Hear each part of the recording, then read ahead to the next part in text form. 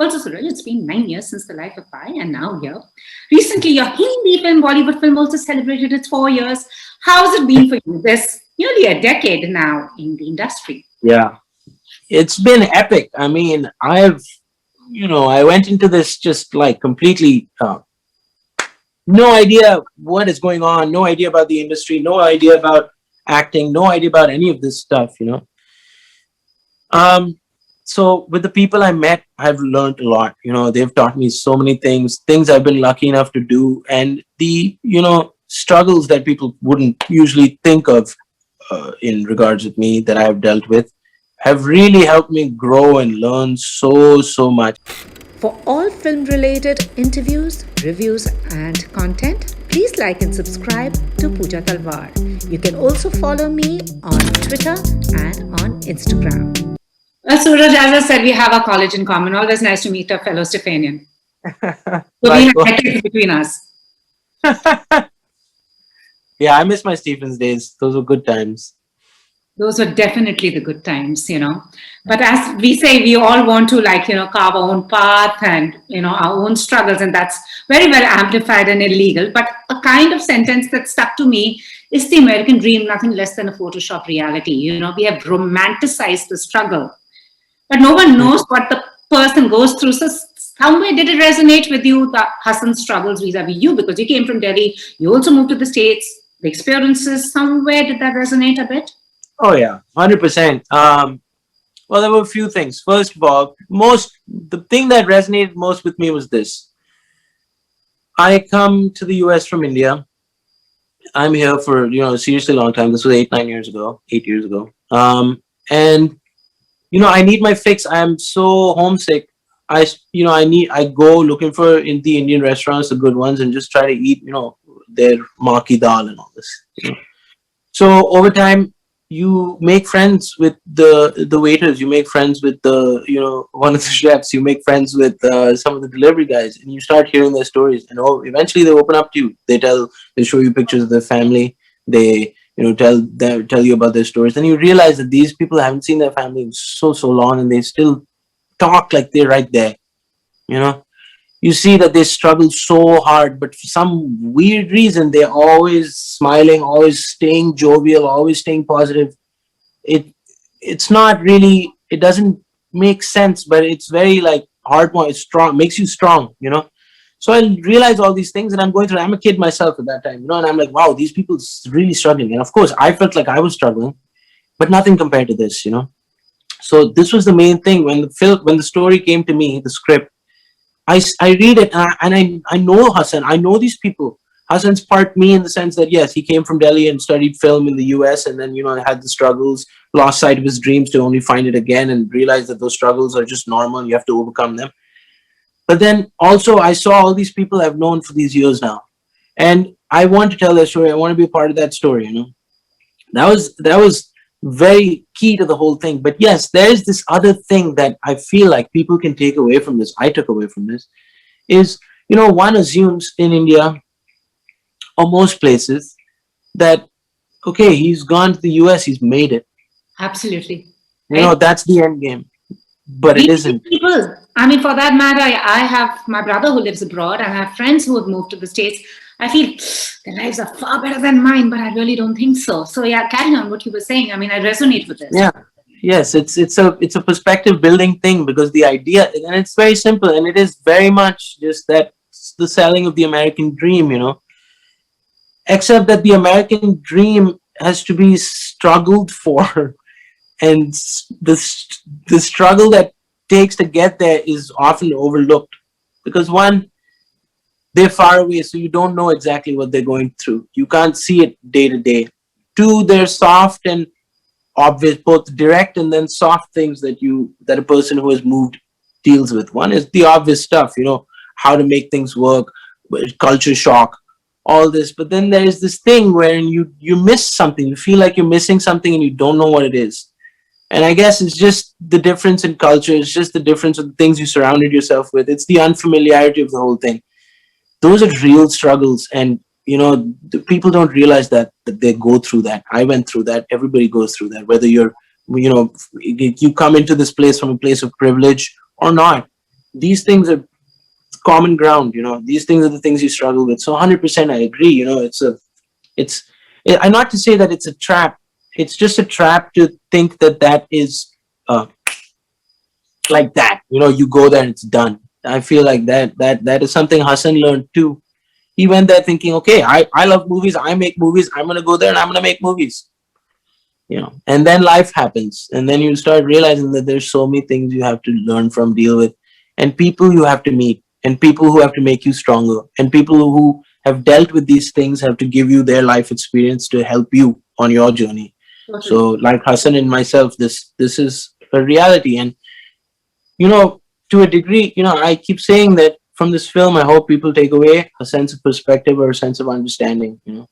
To the people in the US, I say, of your neighbors, the people who live right next to you and you don't know, the people who live in a constant state of uncertainty and fear and hopefulness at the same time, right?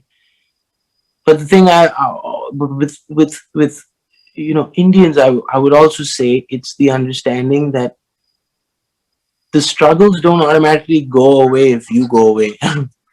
you know and and I think that that's important. I feel like that'll help everybody on both sides of this to just come together and help each other with just simple compassion and understanding. So yeah. I totally agree. But one thing I like about Hassan is he's someone who gives it back. He's self-confident. Because usually when you see stories like that, the stories that are narrated about the character is someone who's just being browbeaten, constantly beaten, and he's helpless. He can't. But what I like about Hassan was like he stands up to, the owner of the cafe. He stands up and, he speaks. That's what I liked. He's independent. He has that streak of independence. Oh yeah, he has a streak of independent. I feel like you need that's that's necessary in this whole thing. Because the idea is that people will, if you're in a situation of unfamiliarity and of what's the word, just wherein one thinks like people think they have a power over you, then they will exert that power. The only thing that brings you out of that, the only thing that helps you become whole and try to follow your own path is independence. It's the undying belief that I can do this. It's like no matter what the situation is, there's some glimmer of hope somewhere, that I can do this. There, I see the light at the end of the tunnel, and yes, I'm in the darkness, but I can keep going and I can get there. I think Hassan has that. I think Hassan also has that because of the fact that he truly strongly believes that he is a storyteller, and that's literally all he can do. Everything else he's doing, he's just doing. But what he does is tell stories. He's going through all these struggles. But what is he really doing? He's writing out these stories. He's thinking about what he's seeing. He's taking other people's experiences and making it his own. So yeah, I agree with you. Yes, like independence and that Rambo type thing. Like Rocky type thing. Like you just keep standing up. That's it. That's all you can do. And that's what I really like. That was refreshing about this narrative. And also, Suraj, it's been 9 years since The Life of Pi, and now here. Recently, your Hindi film, Bollywood film, also celebrated its 4 years.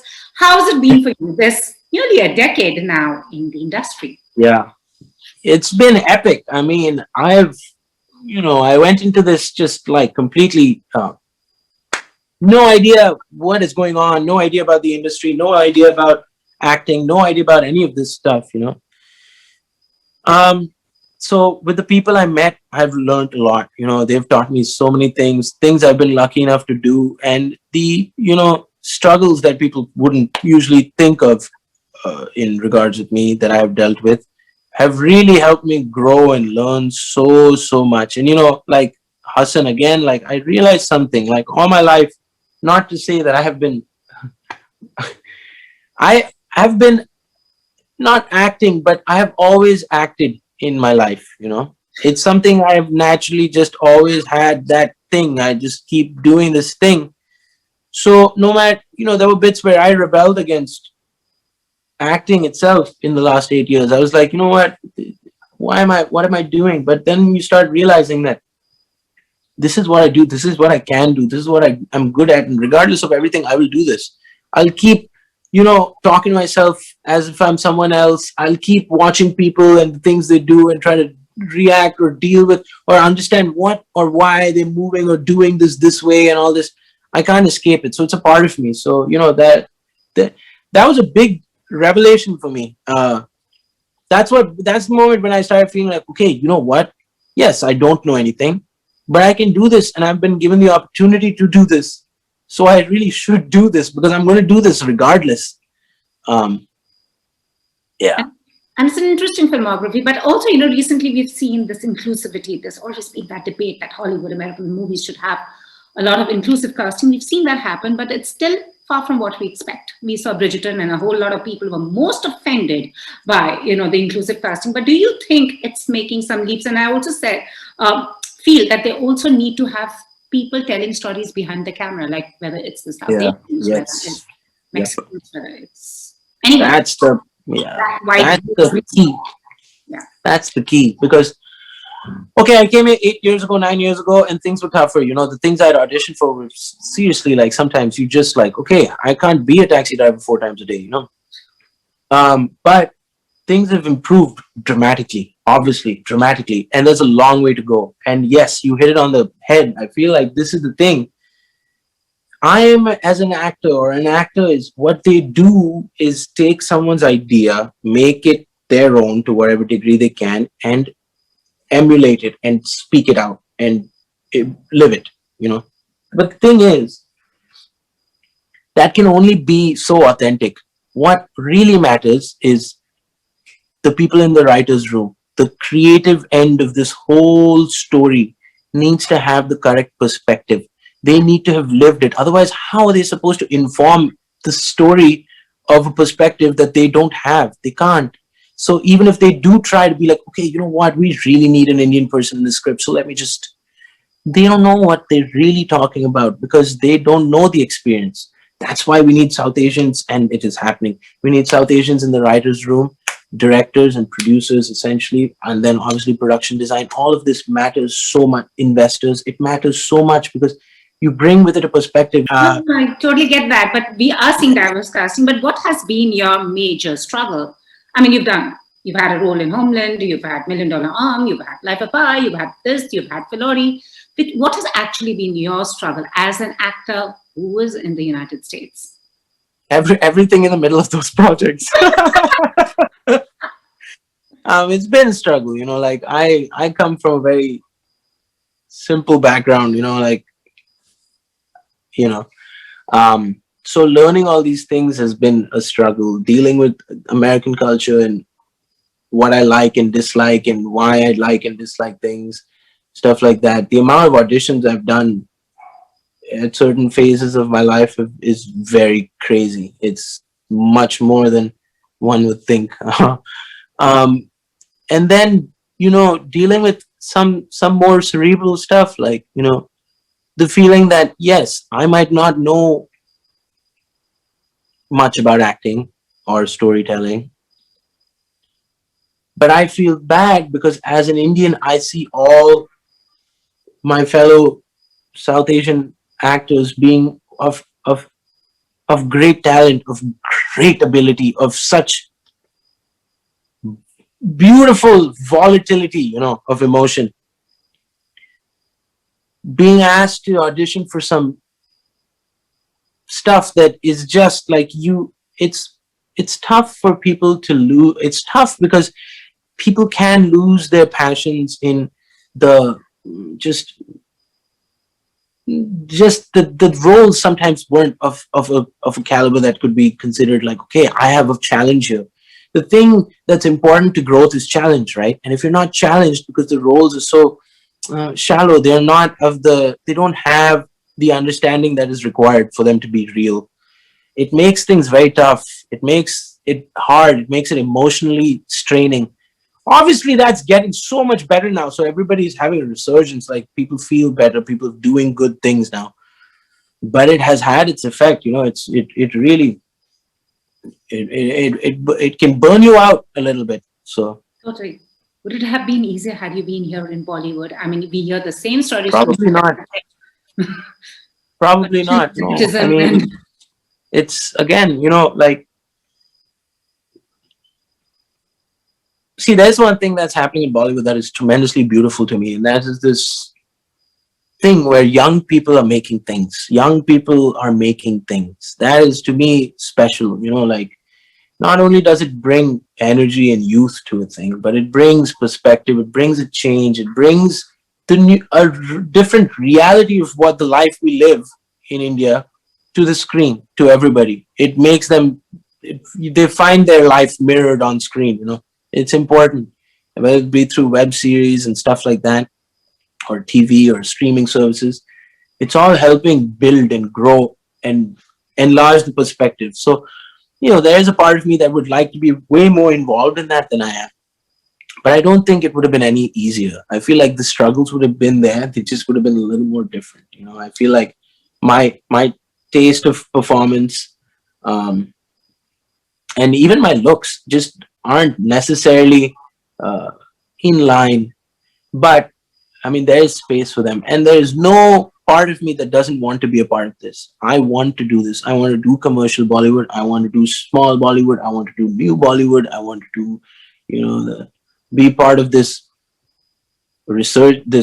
I feel like it's a baby renaissance of sorts. Like, it just is beautiful to be and see. And the thing is, India is going through its own struggles, and when India is going through its own struggles, its people will learn how to voice those struggles. And when you voice struggles or voice a reality that is a reality of many, then those things will be good. Those things will be grounded. Those things will be real and honest and truthful. And that's what we're trying to do with art in general, right?